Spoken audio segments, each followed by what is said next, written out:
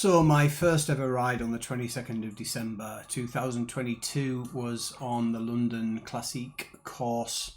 Here's the stats from it. So it took me 11 minutes 16 seconds, average speed of 29. Forget the heart rate because my heart rate monitor didn't work very well then. I got a new one and the power was 141 watts. So what I've decided to do is replay that ride in 2 laps. The first lap, I'm 6 weeks later in, 34 hours of riding. I assume I've got better. The stats tell me I've got better. So I'm going to put them stats at the top there in a second, and then we're just hitting the start line now. Forget that little sprint hologram, man. Must have been good at sprinting back in the day. So time to beat is 11 minutes 16 seconds. And the wattage, or the average wattage, not my FTP, but the average wattage I kicked out will appear just to the right of that in a minute.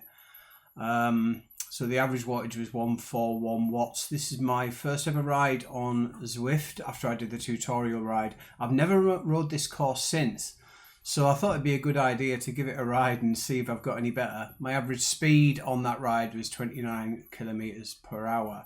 That's all from Strava, which I just showed you the stats for a second ago. So this first lap, I was very much not trying to beat anything. I just thought I'd ride at a normal pace.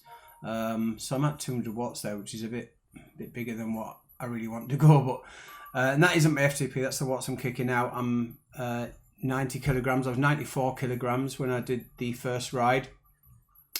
And yeah, so I just thought I'd show you the couple of laps, show you what I've learnt, give you a bit of my Zwift journey along the way. So we're in London, which is very nice. Bombing past a few people here, and I really am trying to, if you look at my heart rate there, it's 120.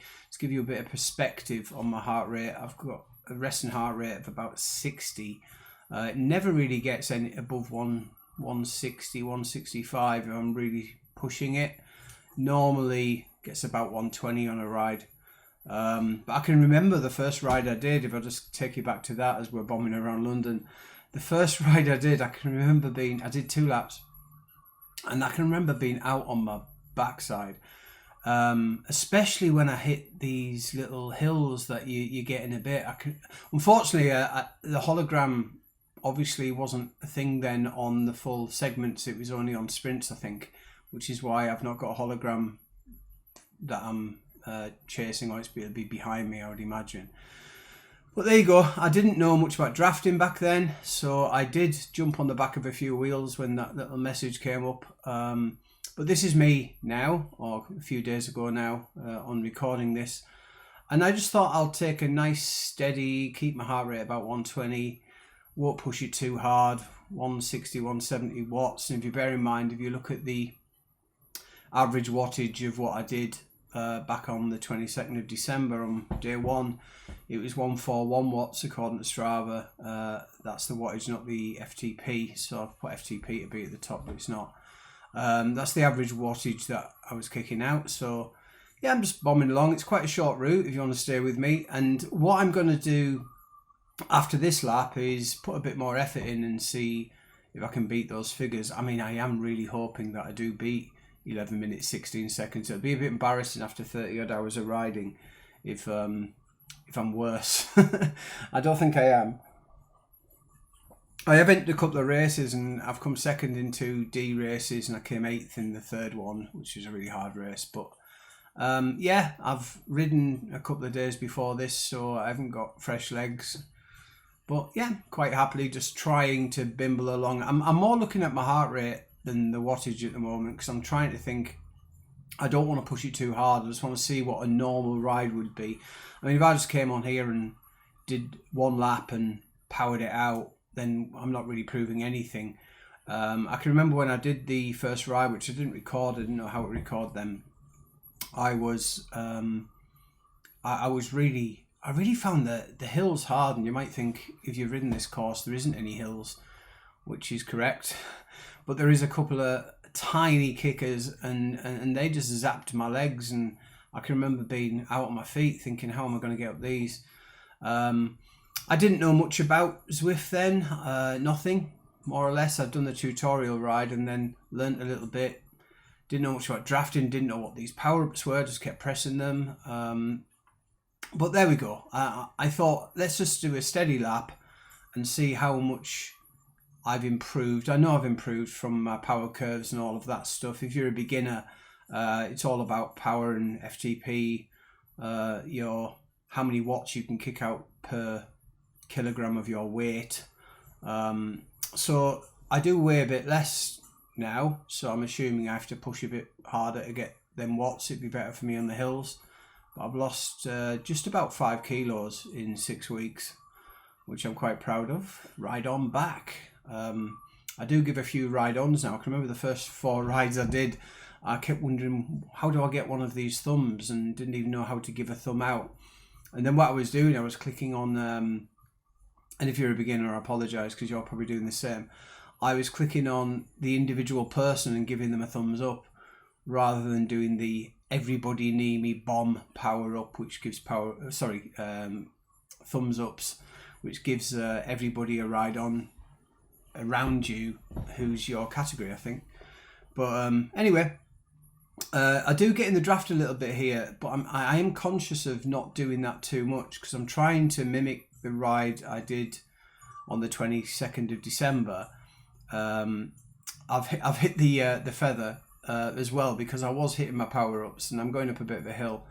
But as you can see, I'm powering through that hill on the actual, I haven't put all the stats up, but on the actual ride I did on the 22nd, I was coming to a stop here. And I didn't really know what to do. Do I drop my gears down and spin up there, or do I just power through with a heavy gear like I used to when I rode outside a little bit, thinking that's the way to do it? And I do a bit of a mixture of both now, depending on how my legs feel. If it's a short hill, I'll just power up it. If I won't even change gear. If it's a big incline, I will obviously drop down the gears. But what I also have noticed, I do change gear a lot less now. I've got stronger, because I think, well, if it's just a small hill, and I knew there wasn't too much going on this course, I just think, well, I'll just pedal a bit harder for a little bit. Whereas before I was going down the gears and then trying really to get up the hills. Yeah, so we're about 3/4 of the way around the lap. So what you're going to see after this one, I put a bit of a 3/4 effort in to see how much better I can do than that. But I did want to have a controlled lap, if you want, just to see just me riding without my heart rate racing, not really putting much of an effort in. You can see me in the corner there, not got my top down. I think I haven't even got my fan on yet, or maybe if I have, I've put it on 1. And I'm just bimbling away. And what's made me be able to do that was probably the best thing I learned. The pace riders are good, the hologram pace riders, where you can choose what pace you want to go and try and stay with them. But I found the group rides are the best. I mean, if you drop off, you've got red sweeping people who try and bring you back if you're trying to go on too good a course for you, or too good a wattage for you. If not, then you can just sit in the pack and just get some miles in your legs. And so I've been doing a lot of that. I've only done 3 races, but I found them a bit weird, actually. You do push out a lot more wattage. I think it's adrenaline. And at the beginning, you've really got to fly to stay in the races, and then that takes it out of you. And then they do calm down. It's just you've got to stay with them. I watched a lot of videos on racing before I dare do one. I thought I'll just get dropped off the back. But as I got better, and like I say, 33, 34 hours riding, all of a sudden you can just stay with those. I can remember joining a 1.3 or 1.5 watts per kilogram group ride, and I was hanging off the back at the beginning. I think it was the beginning of January, and I was hanging on for dear life. Whereas now I generally go back on that type of ride and help the red sweepers a little bit, just to get a bit of exercise.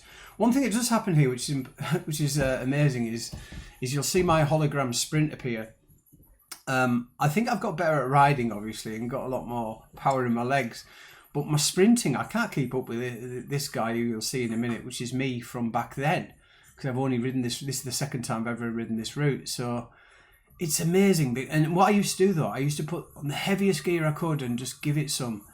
Whereas now I don't. I sort of spin up a little bit. Maybe there's a lesson to be learnt here, because I couldn't. He's got an aero, which helps him, but I'm not really. I'm 460 watts here, but I'm in a fairly low gear, because I did watch a video with Mark Cavendish on Zwift, and he went, you've got to get on top of your gear. You can't let the gear be better than you.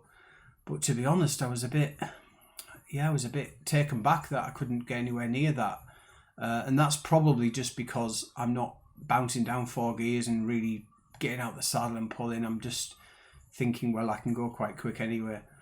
So here we go. That was the first lap. So 9 minutes 18 against 11 minutes 16. So more or less 9, 10, 11, 2 minutes quicker. FTP. So the average watts 190 was that against 141. And 29 kilometers an hour I did before. And then we're doing 35.1. So straight away, all that training has obviously helped, because I wasn't really putting much of an effort in on that first lap. I took it more of as a warm-up lap, as a control lap, to see if I could just naturally go at my normal pace, my normal cadence, and see where I would be against myself back in the day. I have got a hologram now because that's my previous lap. So even though I'm putting more effort in, I must have bombed along. I had a bit of draft at the beginning there. I do overtake him, thank God, because I'm putting a lot more wattage in. So there you go. So yeah, 2 minutes quicker, and now I'm putting in a 3/4 effort lap to see if I can take a little bit more off that. This isn't a full-on go, because my legs are a bit tired, and I was doing this as a bit more of an experiment. But straight away you can see, if you get on your bike and do 30 hours riding, it really does pay you back quite a lot. I can see that on my Strava power curve, actually. If I look at the whole of 2022, where I did about 6 outdoor rides and didn't get Zwift till the 22nd of December, I can see that estimated power curve outside, because I haven't got a power meter on my pedals. But from the Zwift rides, you can just see there's a massive gap of how much I got better. So I wasn't expecting anything else, but I was quite pleased when I got to the end of that lap and it was a couple of minutes quicker without any effort. You can see straight away now my shirt's coming down a bit. I've turned my fan up a bit. I'm trying to push a few more watts out. I think my FTP is on the up climb, but it's about 230 or something like that. And I am sustaining it longer. I did a ride last night actually where I broke my 12 minute and my 20 minute record, so it's getting even higher than that now. So yeah, I'm putting about 3/4 effort in here. I'm thinking, let's push the pedals a bit harder instead of just trying to beat 11 minutes 16 seconds. Let's try and smash it. So lap 2, bigger effort, 3/4 pace. I'm still not full out, and I'm still not. I'm not giving it like I would in a race. I'm just thinking, let's just keep it up to 200 watts if I can. Sustain. It's not a very long section. We're halfway through that already. I do grab a draft every now and then, give a few ride-ons out there just for a bit of fun. Yeah, and I think I tackled the hill a bit different. I just think I just fly up it. So yes, can you get better in 6 weeks of Zwift? Well, proof's in the pudding, isn't it? And I would, if you're a beginner, I would probably do something like this. Do a course that you're not going to do very often, and then every 4 weeks maybe do that course again, because you can always do FTP tests and stuff, but I haven't done one FTP test yet. I would much rather be riding around the circuit, doing a group ride, doing a race. That'd be more in the future for me. But I'm more trying just to enjoy the fact that I'm riding indoors, but I'm finding, and it is a game, isn't it? I'm finding the game a lot of fun. And I'm getting fitter at the same time. Like I told you earlier, I lost 5 kilos, just about. It's hovering between 4.5 and 5 kilos now. And one other thing I do right now, which I didn't do before, I used to just have water there and just thinking, well, you know, and I would die sometimes, and then the next ride I would be all right. And I'm thinking, and then I'd have a rest day. Didn't have many rest days early on because I was a bit addicted. I do fuel myself up a little bit better now. So I have some carbs before, about 20 minutes before the race. I have some gels now. So this was the first race I had some gels, or the first ride I've done. I've a bit of food. So every 20 minutes I'm just trying to stock up on some energy, which is quick energy back into your legs. I wasn't doing any of that at the beginning. It's basically water, maybe a can of Coke. Didn't eat anything, didn't have any gels. So we've got the only bit of a hill here, and you can see I've just flown up it. And I can do that. Hills used to be my nemesis, and they still are to a point. But I went up Mount Bon 2. I actually accidentally did that because I joined a group ride and didn't realise we were going up there. I went past all these balloons in France and thought, oh, this is a nice little ride. And then all of a sudden we started climbing and it just didn't stop. And after an hour, the leader said, and he was behind me actually, he said, right, well, we're halfway there. And I was going, my God, what the hell have I done this for? But you do need a bit of willpower as well, don't you? I could have easily just stepped off the bike and had a cup of coffee, but no, I got the top. I didn't get the top, but I got the chateau, which was the end of the segment. And a bit gutted I didn't go at the top because I don't really fancy doing that again. It's probably the most boring ride I've done on Zwift because it's just straight roads up hills forever. So, but you've got to tick it off your box, don't you? Tick it off your wish list. So there you go, I'm bombing along again. This video is really just to try and show improvement and show that if you are starting out, that if you put the work in, and it's not really the work, it's more just put the hours in. You know, just get on the saddle, do a group ride. Sunday, just ride around one of the places. But I would advise doing what I'm doing here. Just pick maybe a flat course that you like, or even a hill that you like, and just every 6 weeks do it against yourself and go look at your Strava stats and see how well you're doing. Yes, I'm putting the pedal down a bit now. I know this hairpin here heads us back to the Mall. Haven't mentioned much of London. Harrods is out there somewhere, isn't it? And we'll go past Nelson's Column in a bit where we started. But again, the sprinter gets me. So I've learnt something from this race as well, because on the watch back, and even at the time I was thinking, how am I getting out sprinted? Because all my sprint stats are quite good and I'm breaking a lot of records on Zwift. And it must just be that tiny effort. And I played football a lot, so I've got quite big quads. So I would imagine what I used to do is ride around, be absolutely tired. But when I got the sprint, I thought it's all about the sprint. So I'd go down to some gears I couldn't handle, but get maybe 6 or 7 pedals out there and get up to a massive wattage. And I might try that, especially in a group ride when we have sprints or loops. I might start going into lower gears because I thought I was going quicker, spinning higher, cadence of 110, 120, 110, 115, should I say, in a gear I can get on top of. Well, maybe I should go a bit higher and put a bit more effort in because I still can't be the sprinter here. And this was 6 weeks ago. So, and it was all about the gearing because I thought how to sprint was going the hardest gear you can and give it some. Whereas now I don't do that. I stay on top of a gear and increase my cadence. Well, maybe I'm not in a low enough gear to get the pace. And you'll see that again in a sec. Anyway, I'll put on a 3/4 effort. This video is not far from being done because we're going to come at the end. But I will put this last one up. So 11 minutes 16 to beat, 141 watts, 29 kph was my 22nd of December ride. I've just beat that, remember. With a 9-minute ride, and then I'm coming through here now, and there we go. We've got a speed of 38 k's on average. Heart rate, forget that because my old hair ointment didn't work.